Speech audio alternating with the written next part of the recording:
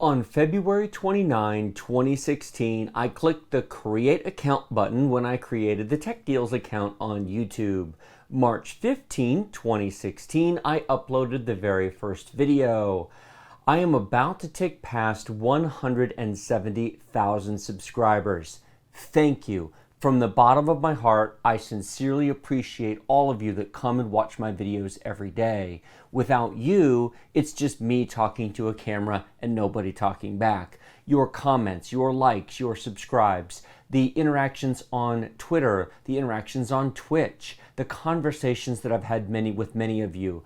I am deeply grateful, and I do not take it for granted that so many of you want to come back every day and listen to what I have to say. This is the unboxing of the silver play button, which I received at 100,000 subscribers and have actually had for a little bit. I have been waiting for the right time to make the video, and now is that day. Hello, and welcome to Tech Deals. In this video, besides unboxing the play button, which I'll do in just a minute, I'm going to talk about where the channel has been, where it came from, why I started it, and where I want to take it in the future. I'll also have a small bit where I talk about different ways that you can support me. Many of them may be straightforward, such as watching the video, watching the ads, Patreon links down below, but there's others that you may not be aware of. We'll talk about that later in the video. And then finally, once again, I just want to say thank you to all of you. The fact that there are now nearly 170,000 people that bothered to click that button, thank you very, very much.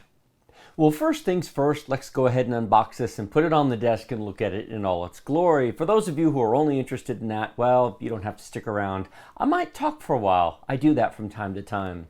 Now, this actually came in a cardboard shipping box, which I've already taken out of. On the front of the cardboard box, you can see YouTube's logo is nicely silk screened on the front. It actually looks quite nice. Inside, there is a letter. And in fact, I'll hold it up here. You can see it. But in case you can't read that, depending upon what you're watching it on, I shall read it. You've just done something very few YouTube creators accomplish. You had an astonishing 100,000 people subscribe to your channel. We know numbers on YouTube can get really big, but we hope you don't lose sight of the reality behind that 6-digit milestone. Each and every person who has subscribed to your channel was touched by what you did. They were inspired or challenged or entertained. I believe that. There are a million channels you can watch on YouTube, and the fact that you watch mine, I don't take that for granted. It really does mean a lot to me. You made it to this milestone with hard work, yes. Perseverance, definitely. And chances are, a healthy sense of humor. Oh boy, there have been some laughs.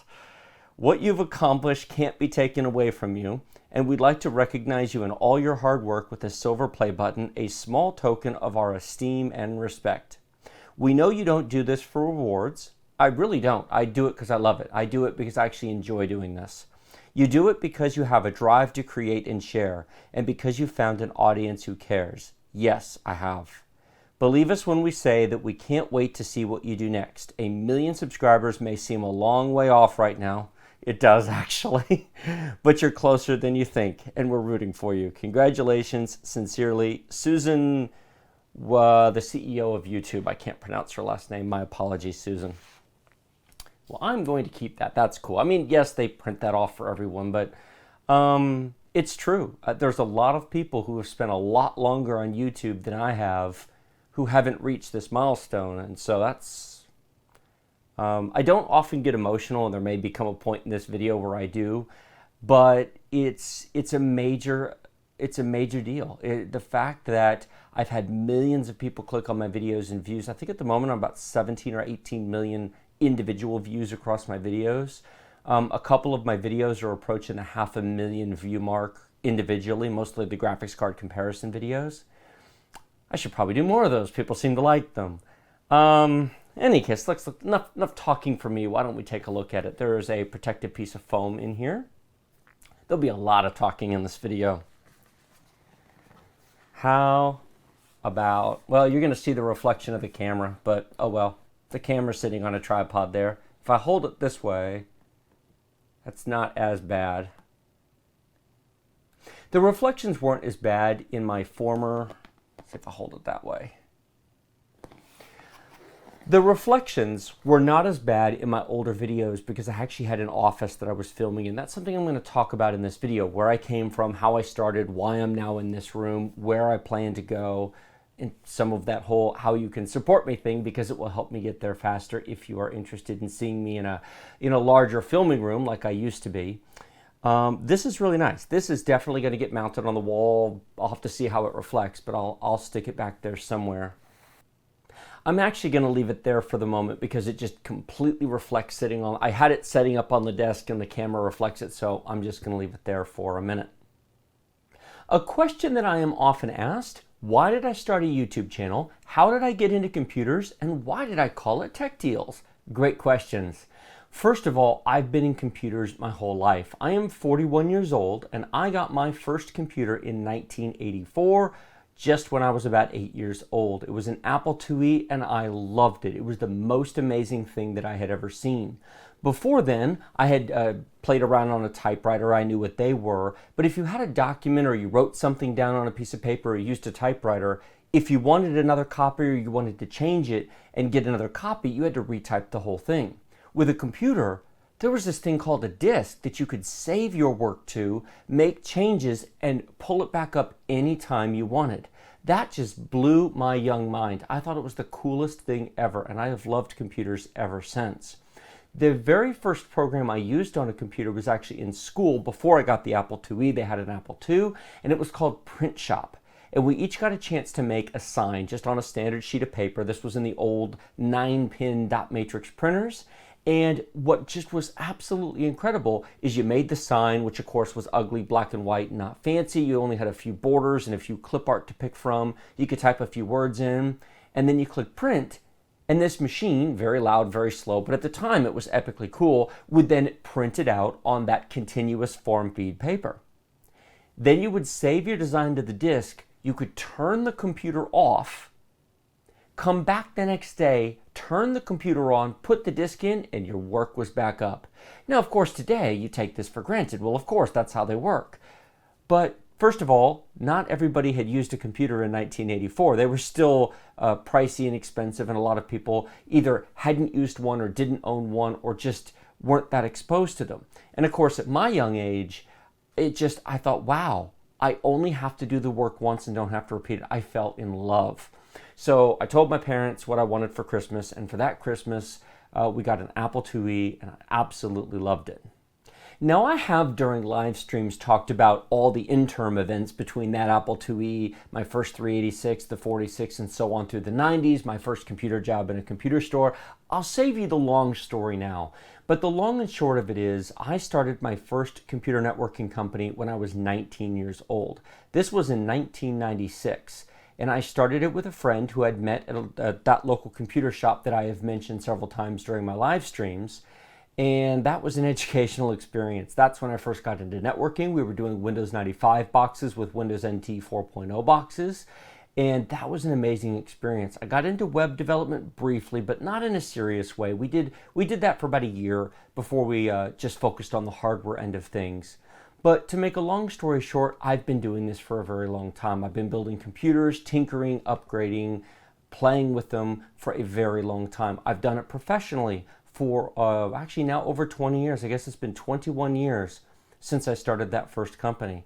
And it's been an amazing experience. I've learned a lot, and I still keep learning stuff every day. Of course, that's the computer side of things. What about the deals? My wife really does call me her deal man. I love good deals. Car dealerships hate it when I come in because I am all about the numbers on the piece of paper. Oh, look at this nice shiny car. Isn't this pretty? Yeah, I'm sure it is. I want to see what the numbers are. I've done all the math ahead of time.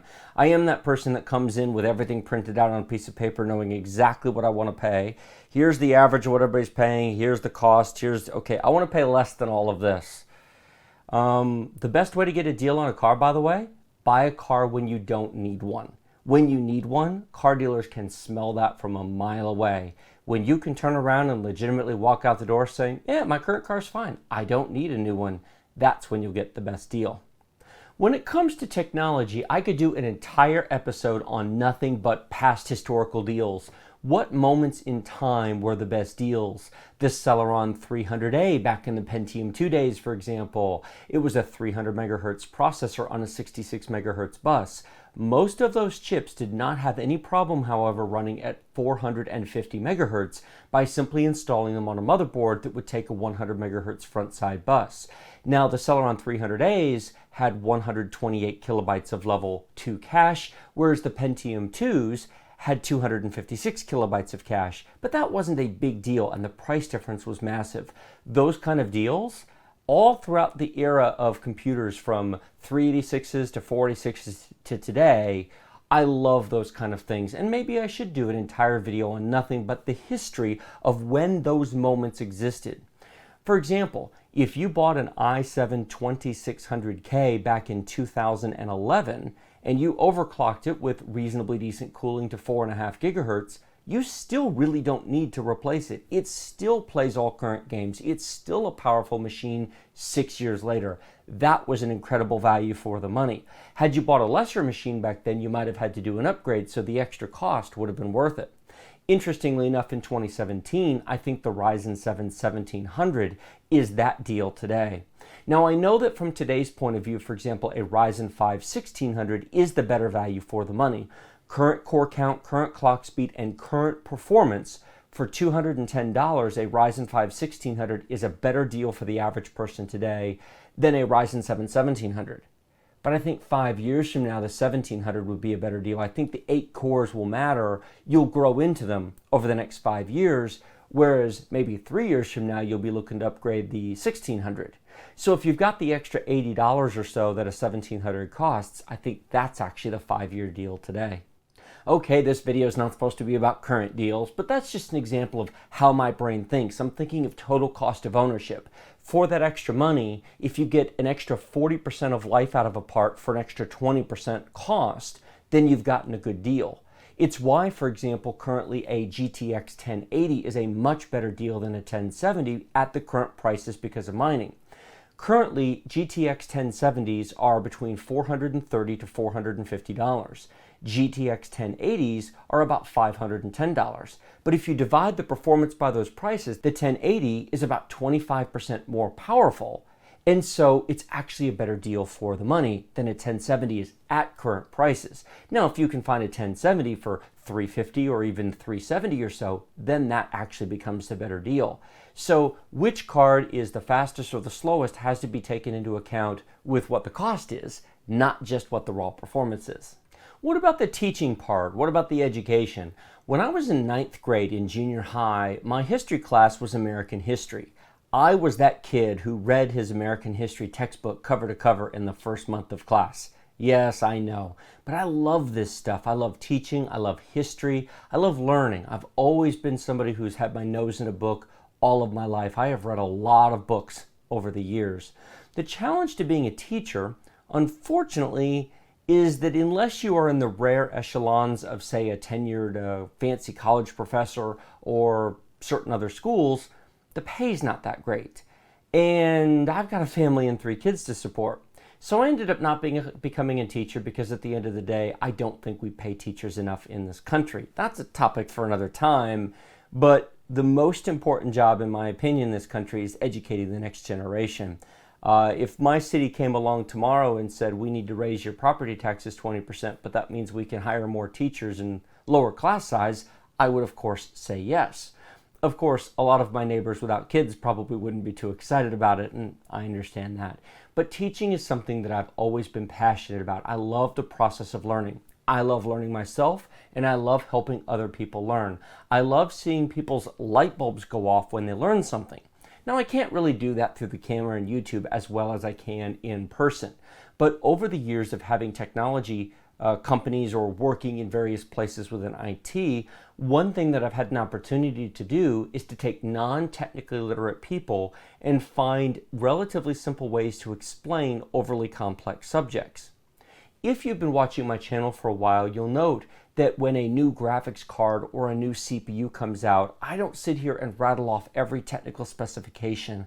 I don't, for example, talk about what nanometer production process the Ryzen processors are on, or how many transistors are on the new Vega or GTX graphics cards. Because ultimately, who cares? What matters is, how much does it cost? Will it fit in my computer? Will it run the games or programs or applications that you want to run at a reasonable performance level? Will you be happy owning this product? Oh, it was made on a 14 nanometer production process. Oh, this was made on 16. Honestly, at the end of the day, who cares? It could be made out of magic pixie dust for all the difference it makes. Does this product, for this price, give you value for the money? And that is why when you watch my Ryzen launch videos and my graphics card reviews, I don't quote how many render output processors this graphics card has and how many texture units that graphics card has. Because at the end of the day, I don't care. I want to know, will this card play Battlefield 1 at 60 frames per second at a good detail level installed in this computer? That's all that really matters, at least in my opinion. I talked about the history where I came from, why I like teaching, why I like deals. Let me talk about the time while I've actually had the channel. What's interesting about my experience is I uploaded the first video March 15th of last year, 2016. But it really wasn't until August till anything major happened. I published a lot of videos between March and August, and my view count and sub count went almost nowhere. It took 100 plus videos posting daily before I saw anything happen. But there were a few videos in there that really made a difference. The launch of the graphics cards, the 10 series and 400 series from NVIDIA and AMD made a difference. The first review I did of the $720 CyberPower PC made a difference. There were some other videos in there that really helped start it moving up the chain. But to put it in perspective, I was only at about 60,000 subscribers when the year ticked over to 2017. I was at 87,000 subscribers when Ryzen 7 launched, and AMD recognized me by sending me the Ryzen 7 press kit. Thank you, AMD. I appreciate your belief in me by sending me that kit. From March 2nd, when I had 87,000 subscribers, to the end of August, that's about 5 months. I've gone from 87,000 subscribers to 170,000 subscribers in a fairly short period of time. I could not have done it without you. The sharing, the comments, the retweets. I said at the beginning of the video, I'm going to say it again. I know that I couldn't have done it if you guys all had not been watching, commenting, liking, sharing, subscribing, tweeting, and just being involved. I recognize that.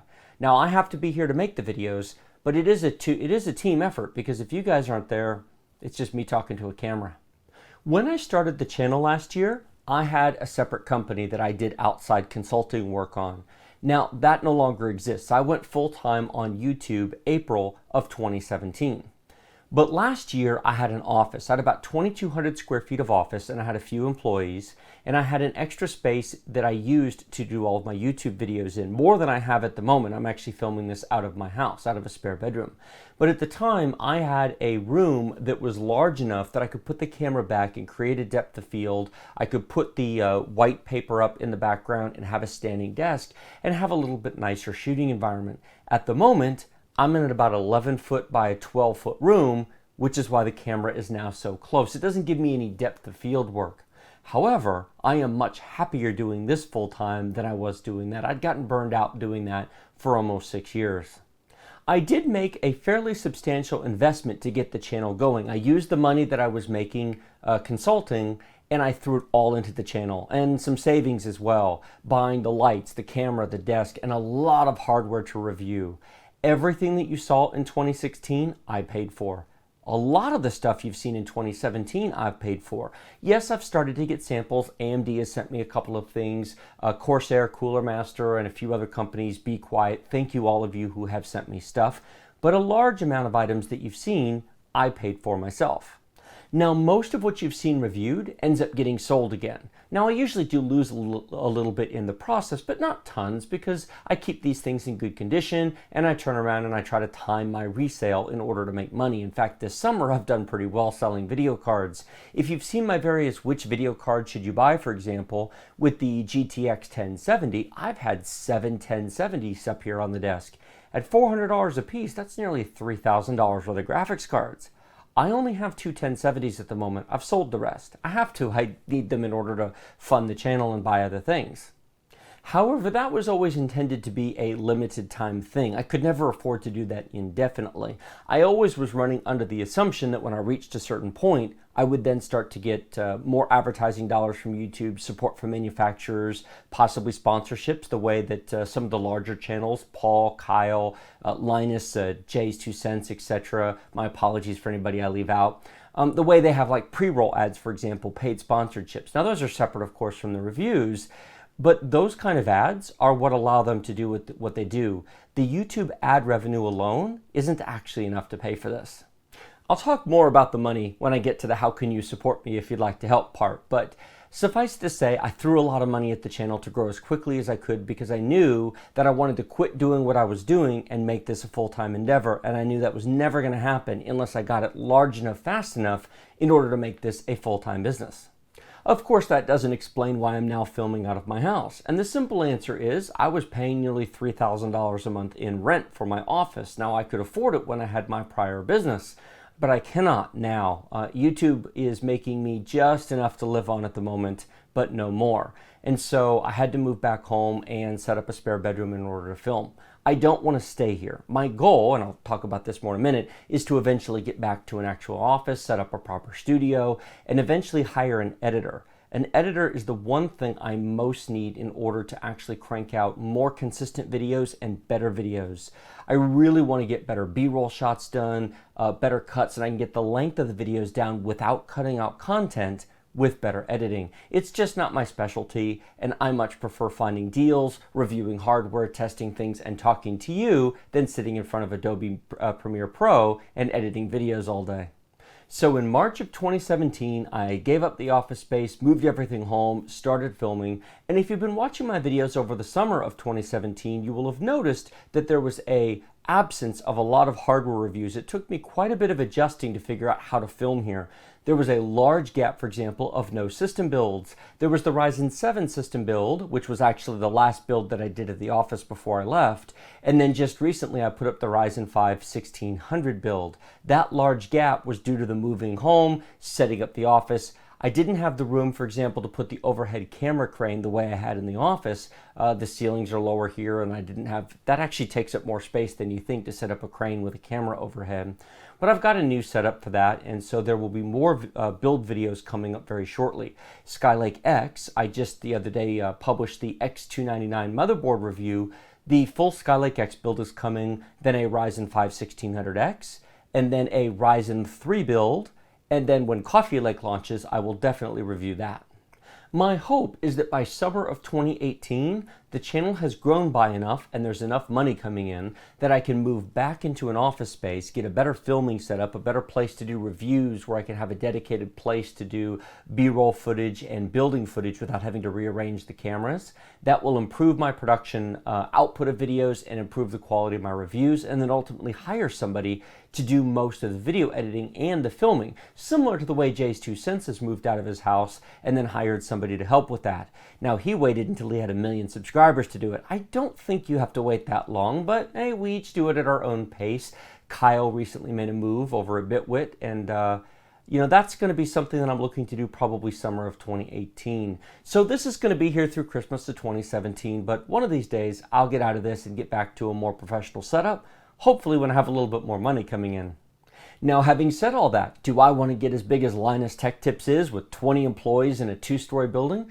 Not really. I don't have the ambition to get quite that big because it becomes a management job at some point. I've had 20 employees work for me in the past when I had my computer company. It just becomes a management job at some point. I do want to have maybe 2 or 3 employees. I do want to get to somewhere in the 1 to 2 million subscriber mark with maybe 2 employees, somebody to run the cameras, somebody to do the editing for me. And then that will be a nice place to be.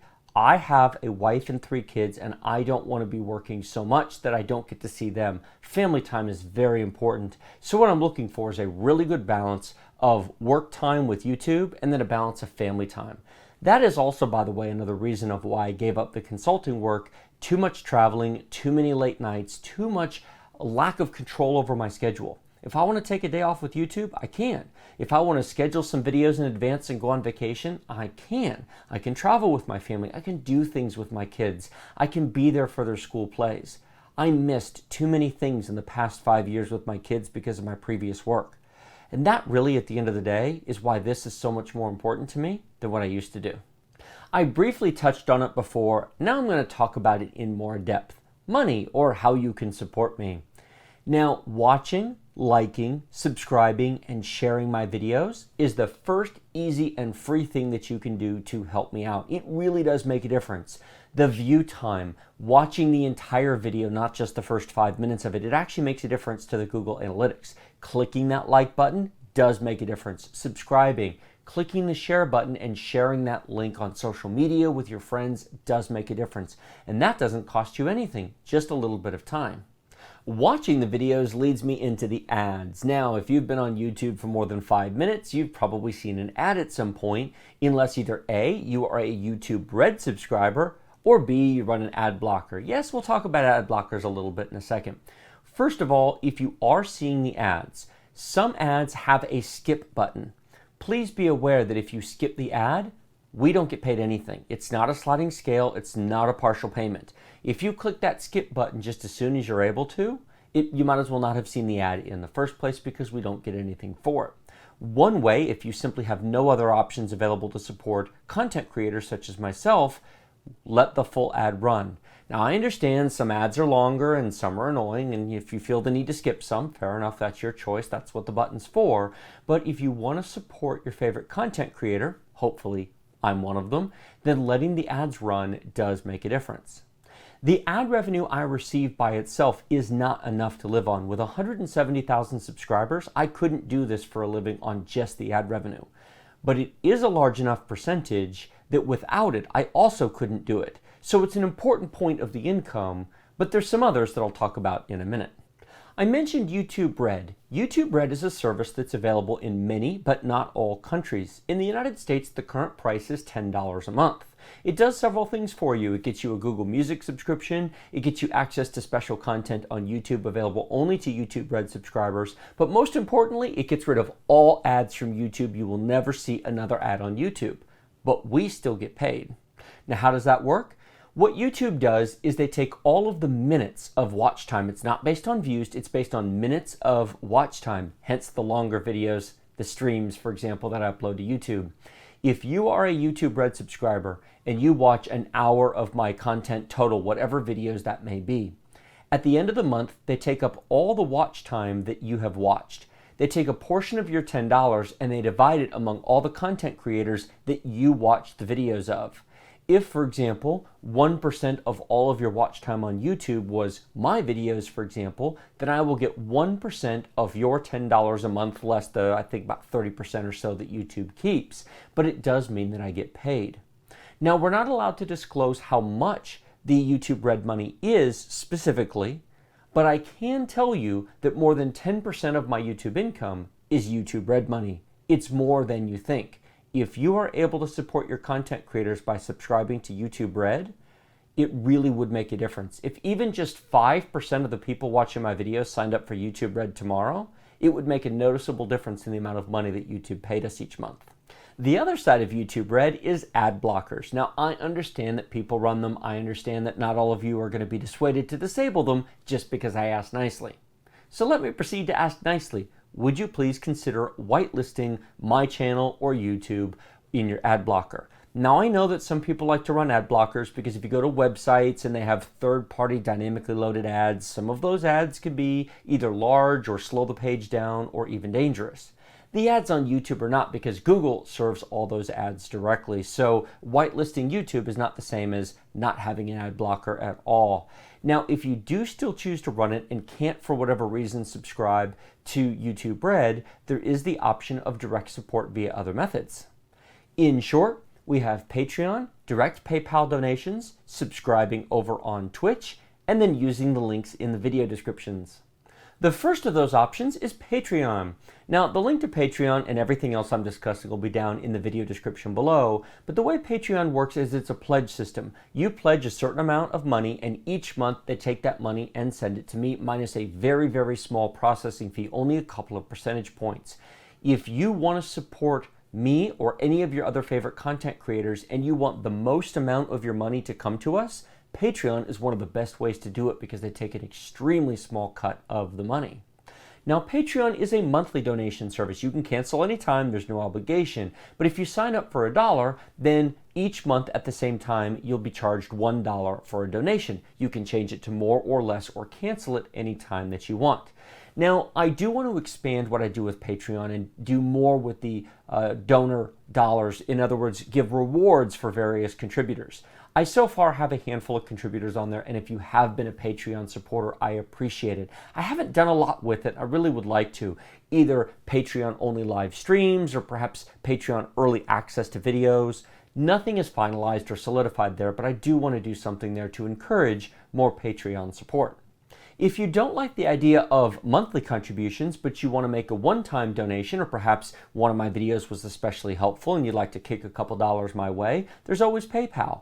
pcdealman@gmail.com. That'll be down there as well. You can send donations there via PayPal, and they certainly would be greatly appreciated. Just like Patreon, PayPal does not take very much of it, about 3%. The rest of it comes straight to me. So it's one of the most efficient ways to contribute in terms of the dollars you're spending actually ending up in the creator's hands. Do you like to watch my live streams on Twitch? Are you an Amazon Prime member? That's a match made in heaven. I stream a couple of times a week over on Twitch, link down below, twitch.tv/techdeals, fairly straightforward. I am a Twitch affiliate. It's not a full partner. I don't get a cut of the ad revenue over there at the moment, but you can make direct bit donations over there, and you also can subscribe to me over on Twitch. Now, normally there's 3 levels of subscriptions: $5 a month, $10 a month, and $25 a month. But if you are an Amazon Prime member, you get one free $5 a month subscription, no cost to you. You just have to link your Amazon account to your Twitch account. You can do that because Amazon.com owns Twitch. And so what they do is, if you click that subscribe button, there'll be 2 options. You can either choose one of the pay options, or there will be a Twitch Prime free option. It pays me the same as if you had paid $5 a month and doesn't cost you anything extra over the cost of your Amazon Prime subscription. So if you're not otherwise using it, go down there, click it, click the subscribe button. I would be very grateful. Even if you are not an Amazon Prime member, or perhaps you've already used your subscription benefit this month, that's okay. Go click over there and click the follow and notify button. Those don't cost anything, and that will notify you when I'm streaming on Twitch. If you'd like to catch one of my live streams over there, then do that to be notified when I am streaming. Finally, that brings me to the links in the video description, the affiliate referral links. Now, I have mentioned this in many, many videos. You really can't watch very many of them without hearing it. Let me just reemphasize that the purpose of those links is to reward a content creator who reviews a product or blogs about a product or talks about a product or shows a video about a product that motivates you to want to go buy one. You use those links to go to Amazon, Newegg, eBay, wherever. You make a purchase. We get paid a referral commission on that purchase that you've made. Those links don't do anything if you're not buying anything. If you're clicking them all thinking, well, I'll just give them a bunch of clicks because that helps, it really doesn't do anything. I also want to read the exact verbiage that Amazon requires that we say, because Amazon is very strict about this program. So I'm not going to talk about it in great detail, but you can go to associates.amazon.com if you'd like to read about it yourself, and you certainly can open your own account if you are interested. But the exact verbiage is, Tech Deals is a participant in the Amazon Services LLC Associates Program, an affiliate advertising program designed to provide a means for sites to earn advertising fees by advertising and linking to Amazon.com. The idea is they're happy to pay for referrals that they would not have otherwise gotten because you watch my content and decide that video card is awesome. I need to go buy one of those. And since I'm the one who recommended it and put the links down in the video description, they pay me for sending you over there. And it works the same way at Newegg and eBay.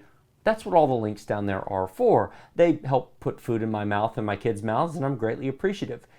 Now, the principal source of links you'll find in the video description is going to be Amazon and Newegg, but you will find the eBay link down at the bottom, and you'll find foreign Amazon sites down there as well. You'll find India, the UK, Germany, France, Spain, Canada, etc. Now, I generally don't link to the specific products because every country has a different page, and finding them all and linking to them all and making sure they don't change would be a very monumental task. It is also worth noting that there is a length limit to the video description. You can't make those as long as you want. And so if I tried to link them to every page across every country, I'd run out of characters available in the description. If you are in Canada, India, the UK, France, Germany, etc., Spain, please consider using those if my video has been helpful and you end up shopping at Amazon. It is appreciated. There are some additional links down there. I want to call two of them out specifically: Backblaze and Kingwin. Kingwin.net is where I buy a lot of my CD product keys. It's where I buy my copies of Windows 10. I've talked about it in the past. I recently bought 2 more of the expansions to City Skylines. I did my 3rd stream on City Skylines on Twitch the other night. Now, I, knock on wood, have never had a problem with a key over there. I know some people are wary about Kingwin. If I ever have a problem, I'll tell you. But so far, all the keys have worked. I've not had a problem over there, which is why I recommend it. Backblaze is secure online backup, $5 a month. It's what I use to back up all of my content. If you sign up to Backblaze, you get a free trial, and if you decide to sign up, then I get a small commission off of that. It doesn't cost you any more, but it certainly does help. I use Backblaze on 3 different machines. All the video files that I use for YouTube, both the original raw content files as well as the uploaded files, which by the way is more than 15 terabytes at this point, is backed up with Backblaze. Whenever I create a new video file, it's usually backed up within 2 or 3 hours. They are very quick. The client is very low in demand. I don't have to disable it when I'm doing video capture or video editing. It stays out of the way, and I really do recommend Backblaze. Great program, great company.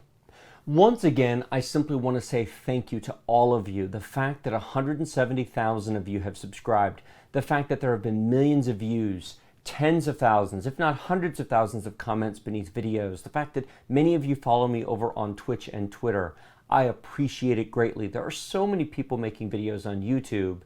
A great many majority of them don't have 170,000 subs, and so I don't take any of you for granted. I'm going to be here day after day making great content. Please keep leaving your comments. Please keep sharing my videos. Please engage with me over on Twitter if you'd like to make deal suggestions, or if you'd like to see the latest deals. I often usually tweet 1 or 2 deals of the day over there as well. That would be awesome. Like this video if you like it. Share it with everybody if you loved it. Remember to subscribe if you're not already, and thank you if you are. Remember to use those links when you're shopping down in the video description below. Thank you very, very much for the past year and a bit. I'm very much looking forward to the next year with all of you. Have a wonderful day, and I will see you next time.